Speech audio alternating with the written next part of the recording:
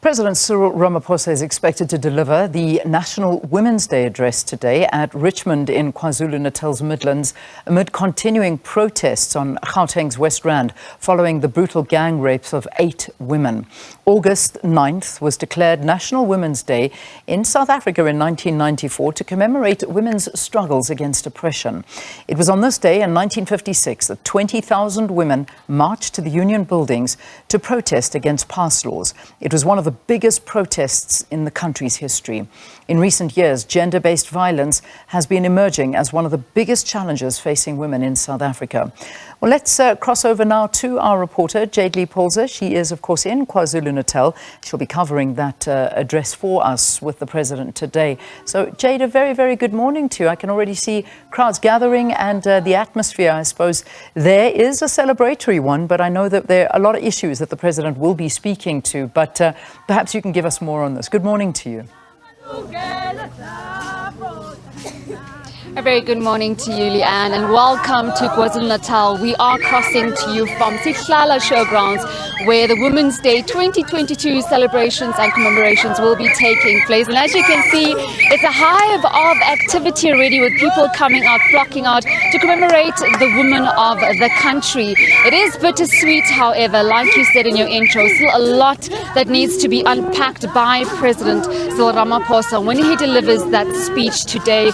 Mainly GBV, a lot of people will be wanting to listen to what actions and plans will government be enforcing to combat the high levels of violence and crimes towards women and children. It's very exciting. I'm sure a lot of people are also wanting to see what's happening. I'm going to step out of shot so Bob Japan can show you the beautiful Zulu attire, women dancing, celebrating and commemorating the day. And as you know, we talk about the strides that women have made since 1956, 6 decades since that very instrumental march by those 5 stalwarts, Helen Joseph, Lillian Ngoyi, Lillian Dietrich, as well as Rahim Musa and Sophie de Bruyn, all marching to the Union buildings in 1956 for the emancipation of women, for the betterment of women, for more opportunities for women.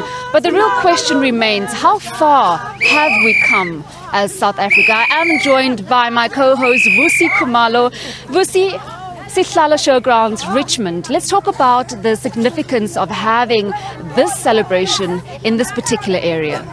Yes, with women here in the background singing, Savota, Sinamalungele, we voted, that's why we've got rights. So this is what they are saying. Yes, indeed, in 1956, women led by those 4 women, Lillian Ngoyi, Rahina Musa, as well as Sophie de Bruyn, they did march to the Union building in 1956 in order to ensure that we enjoy the fruits of freedom that we enjoy today. Yes, indeed, they played a huge role in order to fight against oppression. At the time, they were saying that according to the Urban Areas Act at the time, that restricted movements alongside, especially women, they needed to be to carry passes or passbooks at the time. So that's why they marched to the Union building to say that enough is enough. So South Africa, let's get freedom, especially that we enjoy today, and with a lot of people that we are here expecting today. So it's going to be a lovely day, with Richmond also expecting to come in numbers to support this day, the National Women's National Day, of which is a beautiful day. For me, it will be an amiss if on my part, if I don't say Happy Women's Day, especially as a man amongst those, I thought amongst beautiful ladies like you, you are so wearing, you are so stunning today. It's a beautiful day.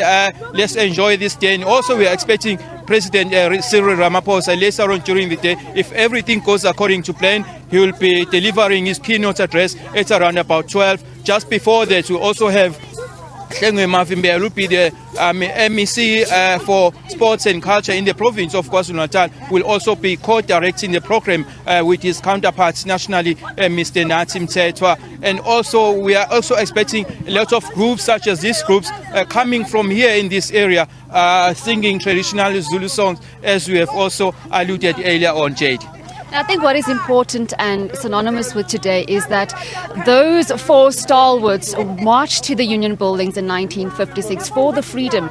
But the question remains, Leanne, do we still have freedom? Some women are still looking over their shoulders. So do we have freedom when we walk out of our houses? That is a very important and critical question. We are crossing to you live from Sihlala Showgrounds here in Richmond. And the reason why we are here today is because women are still at the backdrop. They are still not enjoying many of the freedoms that we are expected to 6 decades after that very instrumental march. And I think we'll unpack all of that today when we speak to our guests, that being the President, the Minister in Presidency as well, Mete Nokwane, Mashebane, but all the other dignitaries that will be coming forth and asking them very pertinent questions. How far have we come, Busi, as a country? It's back to you, Leanne.